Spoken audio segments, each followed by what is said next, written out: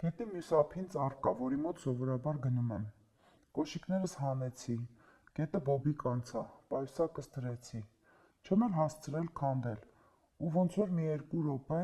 մինչև գետի միջով մտա, այդ քարի վրա նստեցի։ Ու ես այդ քարի վրա նստած, ոտքերս ջրի մեջ դրած էի։ Տարածքում երևի եղել եմ մոտ 5 րոպե։ Մի 2 րոպե ջրի մոտ էի, ու խոտերի միջից կարմիր մայկայով ինչ-որ մեկը իմ թիկունքի հատվածից մոտեցել էր։ Քարին նստած ժամանակ իմ ձախ կողմը տեսանելի էր, իմ եկած ճանապարհը, ու այդտեղից հաստատ մարդ չկար եկող։ Ու այդ վերևի ճանապարհը, որ կարաս գետից դուրս գաս ու բարձրանաս հիմնական մայրուղի, այդ ճանապարհով էր ինքը եկել ըստ երևույթին։ Դա հետո եմ հասկանում։ Ուղղակի չեմ պատկերացնում ոնց էր ինքը։ Մենք համարյա միաժամանակ ենք եկել։ Այդ 5 րոպեի տարբերությունը, մինչև ես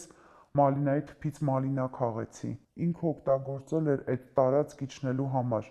որտեղ մի այդքան ժամանակ էր պետք հասնելու համար։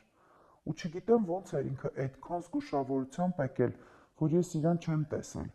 Չեմ տեսել ինձ մոտեցող մարդ, չեմ տեսել ինչ-որ շարժ։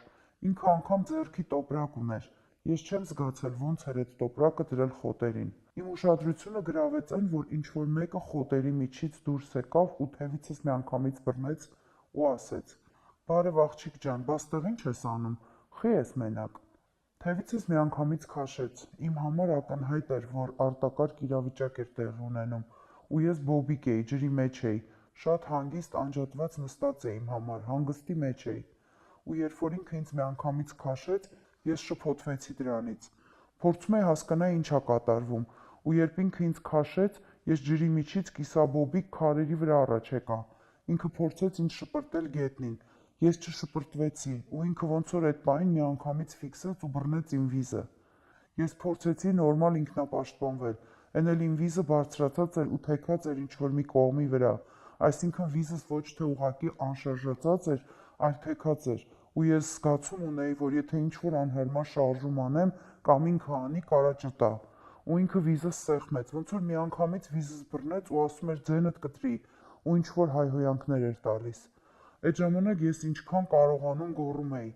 Ինքը այդ գոռոցի վրա վիզս ավելի էր սեղմում, ու ես շնչահեղձ էի լինում։ Ու այդ ընթացքում ինքը ասում էր՝ «Մի գոռա, մեկը քեզ լսող չկա»։ Ու այդտեղ վախենալու էր իմ համար այն, որ ես ճանապարհով եկել էի ու գիտեի, որ լսող չկա, ոնց որ մոտ մի կիլոմետր համարյա քայլել եմ այդ փողոցային հատվածից, բայց շարունակում էի գոռալ, ու այդ իմ գոռալը համ իրան շփոթեցնում էր, բայց նաև ոնց որ այդ միակ բանն էր, որ կարայի անեի։ Ինքը ֆիզիկապես շատ ամուր էր, փախնելու մասին չեմ մտածել, որտև բոբիկ էի, գետի մյուս կողմում մի կիլոմետր կար մինչև ճանապարհ։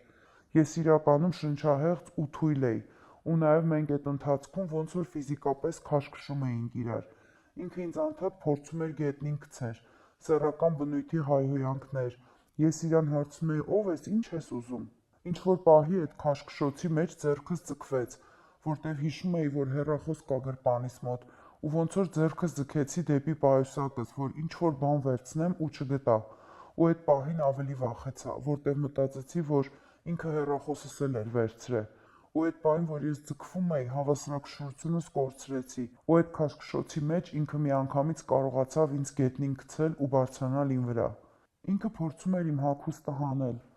ու ես հասկանում էի, որ իմ հիմնական նպատակը այս պահին էն ա, որ ինքը ինձ չսպանի, որտև ինքը շատ ագրեսիվ էր, որտև եթե ես ինչ-որ թեթև դիմադրություն էի անում, ինքը նենց ագրեսիվանում էր, ոնց որ գազան լիներ, ու հասկանում էի, որ այս պահին պետքա կյանքս փրկեի։ Մյուսն էլ այն, որ հանկարծ իրա անդամով մեջս չմտնի, որտև իրա ամբողջ խոսքերը բռնաբարության մասին էին, իրա բոլոր գործողությունները։ Ինքը անդադ փորձում էր շորերս հանել,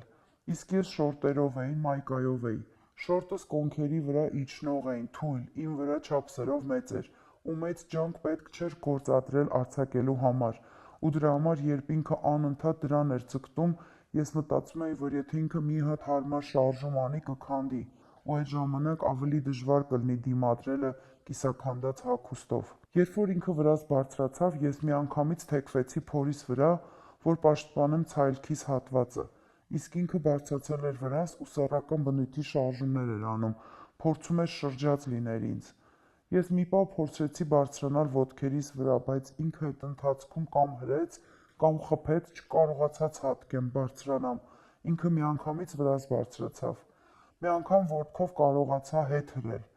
բայց մինչև ես ուշքի կգայի, որտև իմ շունչը տեղը չէր, ու ես ֆիզիկապես հոգնած էի։ Իմ ամբողջ ուժը գրում էր նրա վրա, որ չթողնեմ ինձ մոտ գա։ Վերջին հրմշտոցի ժամանակ ինքը թռավ ծնկներիս վրա ու ֆիքսեց ինձ, ու ես լրիվ անշարժացա, որտև նորից բռնեց վիզս։ Ինքը սկսեց շորտերը արձակել։ Ես արդեն հուսահատության մեջ էի, որտև հասկանում էի, որ ինչ-որ թակարդի մեջ եմ, լացում էի, ասում էի՝ մի արա, խնդրում եմ։ Ինքը փորձում էր շորտերս արձակել։ Մայկաս բարձրացրեց, կրծքերս էր սեղմում իր ազատ ձեռքով։ Ինքը փորձում էր ինձ համբուրել, համբուրում էր, քսմսվում էր։ Ինձ թվում ա, որ ինչ-որ պահի ինքը չկարողացավ շորտերս արձակել, չնայած անդադ փորձում էր կրծքերս ճզմելով ու շոյելով, ու երբ որ ես դիմադրում էի, ես մտածում եմ, որ ինքը արդեն շատ գրգռված էր,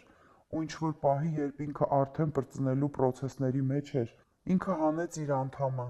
սկսեց ինքնաբավարարվել ու պրծավ փորիս վրա, ու որ մի քիչ թուլացավ, ես կարողացա հետ հրեմ։ Հետ հրելուց ինքը շատ չդիմադրեց, երևի հանգստացած էր։ Ես թափով վեր թռա տեղիցս։ Ասեց՝ թուղթ ունես։ Ասեցի՝ ինչի համար։ Ասեց՝ մաքրեմ։ Այդ ժամանակ ուղեղիս հասավ, որ իմ վրա հետ կկա իրանից։ Մայկաս փակեցի, որ մնա այդ ամեն ինչը, ինչքան կարա,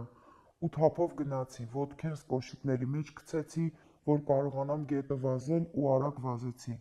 Ինքը հետևիցս չեկավ։ Նույն պահին, երբ զգացի, որ հետապնդում չկա, զանգ արեցի ոստիկանություն։ Գործ հարուցվեց։ Նրան կալանավորեցին։ Այն պահին, որ պատմում եմ այս պատմությունը, դեռ դատական նիստերի փուլում ենք, բայց շուտով վճիռ կունենանք։